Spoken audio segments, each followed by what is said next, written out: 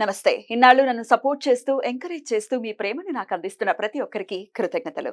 అలాగే ఈ వీడియో కూడా ఖచ్చితంగా మీకు ఉపయోగపడుతుంది. లైక్, షేర్ అండ్ సబ్స్క్రైబ్ చేసి మీ సపోర్ట్‌ని నాకు అందించండి. అలాగే ఈ వీడియో పట్ల మీకున్న అభిప్రాయాన్ని కామెంట్ సెక్షన్‌లో కామెంట్ చేసి తెలియజేయండి. ఇప్పుడు వీడియోని చూద్దాం. ఓం శ్రీ గణేశాయ నమః.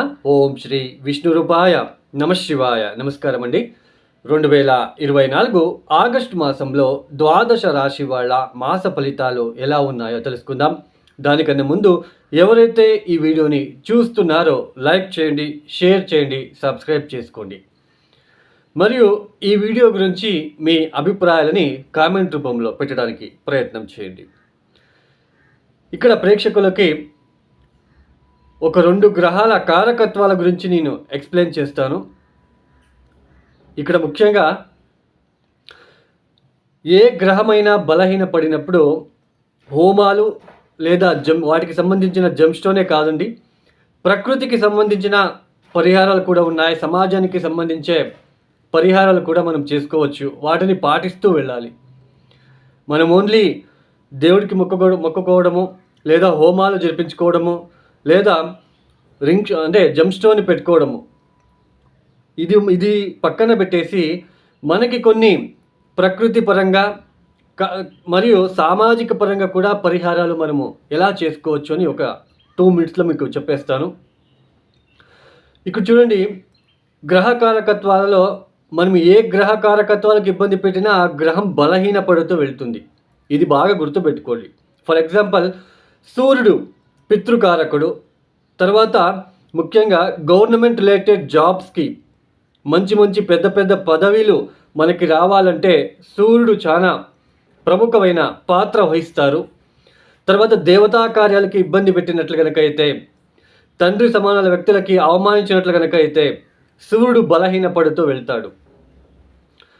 సో సూర్యుడికి మనము సూర్యుడు బలిష్టంగా ఉండాలి, సూర్యుడు మన జాతకంలో బాగుండాలి అని మీరు కోరుకున్నట్లు కనుకైతే ఇన్కమ్ ట్యాక్స్ని కరెక్ట్గా పే చేయడానికి ప్రయత్నం చేయండి.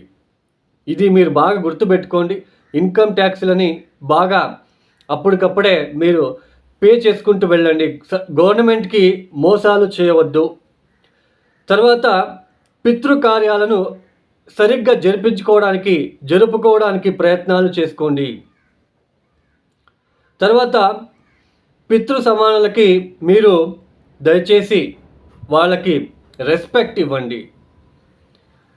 తర్వాత ముఖ్యంగా గవర్నమెంట్ రిలేటెడ్ ప్రాపర్టీస్ని మన ప్రాపర్టీస్ లాగా చూసుకోవడం ద్వారా కూడా సూర్యుడు మనకి ఫేవరబుల్గా మనకి పాత్ర వహిస్తాడు అని చెప్పుకోవచ్చు. ఇకపోతే బుధ గ్రహ కారకత్వాలు ఏంటి? మేనమావయ్య మనకి బుద్ధి కారకుడు అవుతాడు. తర్వాత ఇక్కడ ముఖ్యంగా మ్యాథమెటిక్స్కి చాలా ఇంపార్టెంట్ అయిన గ్రహము. తర్వాత తెలివితేటలకి చాలా ఇంపార్టెంట్ అయిన గ్రహము. గ్రీన్ కలర్కి ఆయన ప్రముఖమైన పాత్ర వహిస్తారండి. తర్వాత ముఖ్యంగా జ్యోతిష్యులకి, చార్టెడ్ అకౌంట్కి ఈ యొక్క బుధుడు చాలా ముఖ్యమైన పాత్ర వహిస్తారు. ఇక్కడ ముఖ్యంగా బుధుడు, మనము చిన్నపిల్లలు పుట్టినప్పుడు మాటలు సరిగ్గా రాకపోతే బుధుడి ఒక లోపం అనేది ఖచ్చితంగా ఉంటుంది జాతకంలో. ఇక్కడ బుధుడికి మనము ప్రకృతి పరంగా ఎలాంటి పరిహారాలు చేసుకోవచ్చు అంటే, బుధుడు ఎందుకు బలహీనపడతాడు?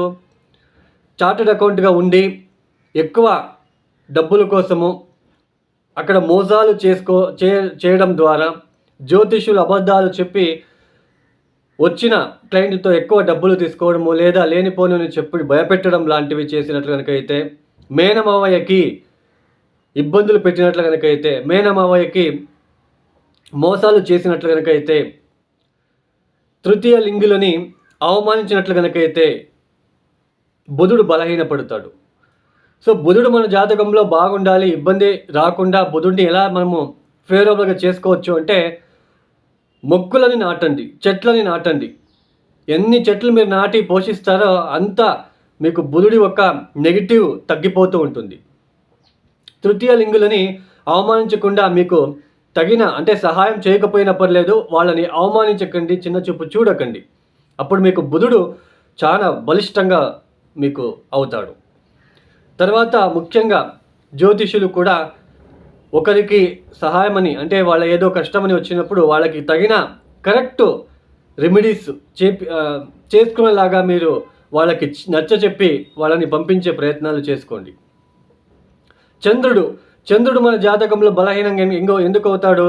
వేరే వాళ్ళ కుటుంబాల మధ్య తగాదాలు పెట్టినట్లు కనుకైతే, తల్లికి సంబంధించిన విషయంలో మనకి నెగిటివ్గా నడుచుకున్నట్లు కనుకైతే ఖచ్చితంగా చంద్రుడు బలహీనపడతాడు.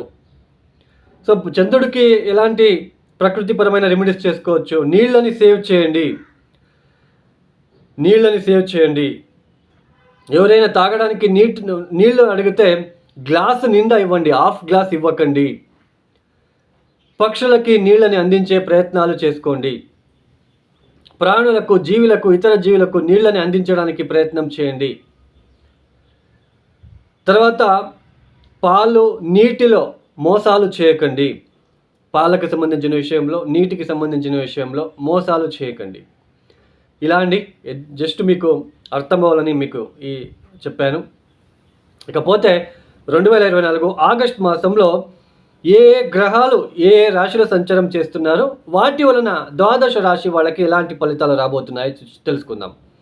ముఖ్యంగా రాహు మీనరాశిలో సంచారం, కేతు కన్యా రాశిలో సంచారం, శని భగవాన్ వక్రించి కుంభరాశిలో సంచారం, గురువు గారు వృషభంలో సంచారం, కుజుడు ఈ మాసంలో 1వ తేదీ నుంచి 25వ తేదీ వరకు వృషభంలో, తదుపరి మిథున రాశిలో సంచారం, సూర్యుడు ఆగస్టు 16వ తేదీ వరకు కర్కాటక రాశిలో సంచారం, తదుపరి సింహ రాశిలో సంచారం, శుక్రుడు ఆగస్టు 1వ తేదీ నుంచి 25వ తేదీ వరకు సింహరాశిలో సంచారం, తదుపరి బుధుడు ఈ మాసంలో ఆగస్టు 5వ తేదీ నుంచి 26వ తేదీ వరకు సింహరాశిలో వక్రించి సంచారం చేయబోతున్నారు.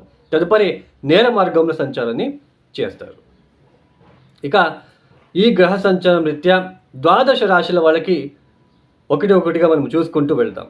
ఇక మిథున రాశి వాళ్ళకి 2024 ఆగస్ట్ మాసంలో మిథున రాశి వాళ్ళకి యోగించే గ్రహాలు ఏవి అని తెలుసుకున్నట్లయితే, ఆగస్ట్ 16వ తేదీ తర్వాత మారబోతున్న ఒక్క సూర్యగ్రహ యోగ ఫలితాలు మాత్రమే ఇక్కడ మనము చూడవచ్చు.